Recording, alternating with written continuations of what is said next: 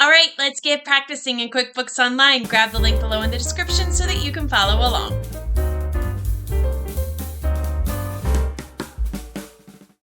All right, here we are in the QBO Gym, and the QBO Gym is a place where we have numerous exercises that simulate real-life scenarios that you may encounter as a bookkeeper. Every single month, we come out with new and varied exercises, and we break it down for you into 4 different sections. So today we are going to be working in the September cardio section. At the top here is a little video to tell you what's going on in Craig's business. He's our fictitious business owner.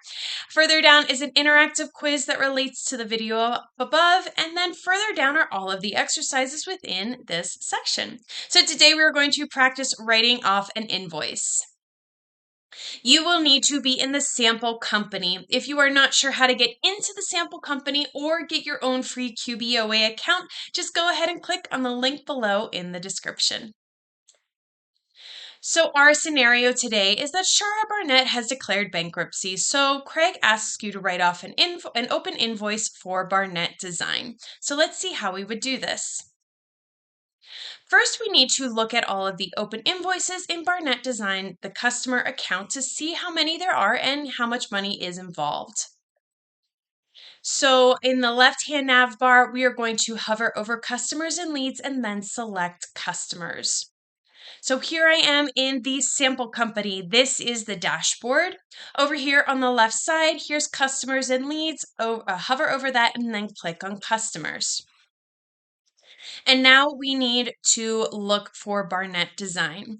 Barnett Design is a sub-account of Shara Barnett. So we need to scroll all the way down until we see Shara, which there she is right there. And then here is Barnett Design. Barnett Design, as I said, is a sub-account of Shara. If you notice here, the amount that's showing for Barnett Design is $274.50. It's showing the same for Shara. And that is because if you remember in the credit card or the corporate credit card setup, those exercises earlier in this section, anything that is in the sub-account is going to roll up to the parent account. So that is why they are showing as the same amount right here. There must not be anything in specifically for Shara. So everything that's rolling up is from Barnett Design. So we're going to go ahead and click on Barnett Design. Let's click anywhere in that line. You will see here that there is just, if you get any pop-ups, just click out of those. You will see here that there is only one open invoice. It said it was overdue 10 days, and it is for that $274.50. So that is the only one that needs to be written off. So there are multiple ways to write off an invoice. The easiest way is to use the write-off tool in QuickBooks Online. This tool works best for writing off invoices in the current period, or if your client's accounting method is cash basis, because it won't change prior years' cash basis reports. In this method, it simply writes off balances as of the original invoice date and removes accounts receivable balances. So when a company's accounting method is accrual, though, it is advisable to use the credit memo method. You probably already know what Craig's company uses as his bookkeeper, but let's just go ahead and double check. So the way to do this, we're going to click on the gear icon and then select Account and Settings.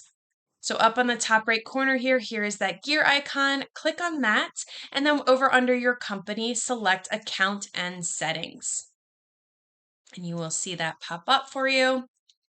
We're going to click on the Advanced tab to see what kind of accounting method he uses. So on the left-hand side, you'll see Advanced. Click on that. Up here, you see accounting method, and it does say accrual. So now we know what he uses, and so now we know which way to go. We need to use that credit memo method. So go ahead and click on the X to get out of this. And then let's get started with the going into the chart of accounts. Because instead of just removing the amount from the accounts receivable with a credit memo method, we need to use a bad debt count to track how much is non-collectible. So Craig does not currently have an account, so that's why we need to add it and go to the chart of accounts to do that. So in the left-hand nav bar, we're going to hover over transactions and then select chart of accounts. So over here on this, on the left nav bar, here's transactions. Hover over that and then select chart of accounts.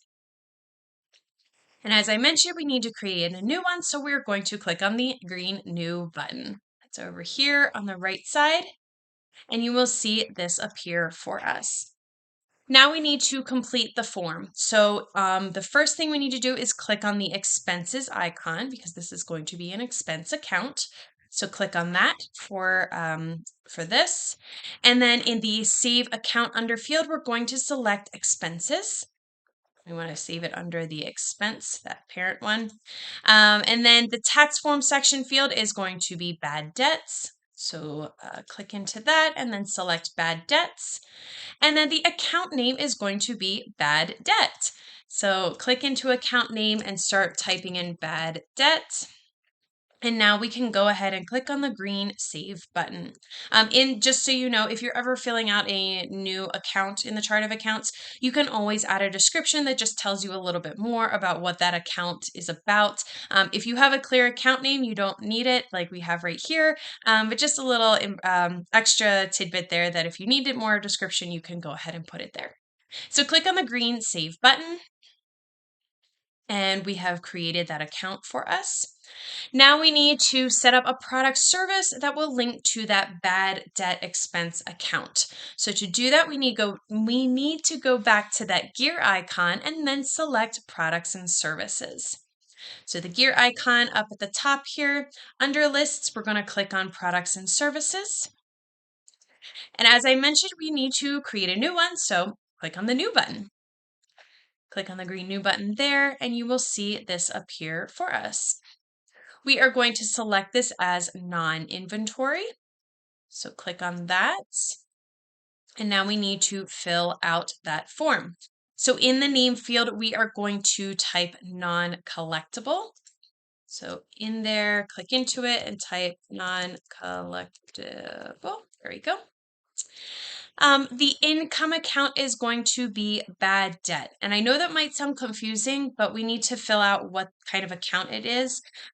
So even though it says income account, you can put any type of account in here. So we have in our expenses account, you can go ahead and select that. So just type in bad for bad debt, you'll see it appear and then click on that. And then we're just going to go ahead and save and close this. So click on the green save and close button. And now that product service has been saved for us. So before we write off the debt, let's take a really quick look at our accounts receivable report. In the left-hand nav bar, we're going to click on reports so that we can get to the report center. That's over here. Just click on reports and you will see all the different reports appear for you. In the favorite section, we're going to select accounts receivable aging summary. So that's right here on the top. Click on that, and the report will automatically be run for you. And you can see here that we have current, something that invoices that are due within 1 to 30 days, 31 to 60 days, 61 to 90, and then anything 91 and over. And it is broken down for you into each of the customers. So down here, you see here Shara Barnett. It says Shara owes 0, but Barnett Design has $274.50. You will also notice here in this 1 to 30 range that the total is $1,128.50. When we write off this invoice, this amount is going to change. So just keep that in mind. Right now, that $1,128.50 is what is showing up here. And that is what this is all explaining for us here. So we're going to examine that same report after we do the write-off to see how it changes. So let's proceed with the credit memo. We're going to click on the plus new button and then select credit memo. So plus new button up here, and then you're going to, under customers, select credit memo. And this form will appear for you. So now we just need to fill it out. So the customer is going to, again, be Shara Barnett Design, because it's for Barnett Design. They are the ones that went out of business. So start typing in Barnett. And again, you want Barnett Design. That is that sub account there. So click on that.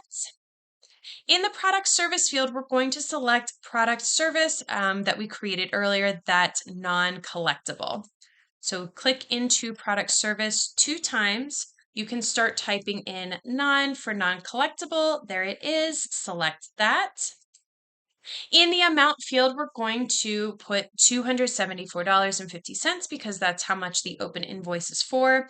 Just a quick note here that this amount should be the total amount that we are writing off. So if there were multiple invoices, we would want to add up that amount due for each invoice and then come up with that total amount. Since there's just one, this is going to be very easy. So $274.50 in the amount field, click into it.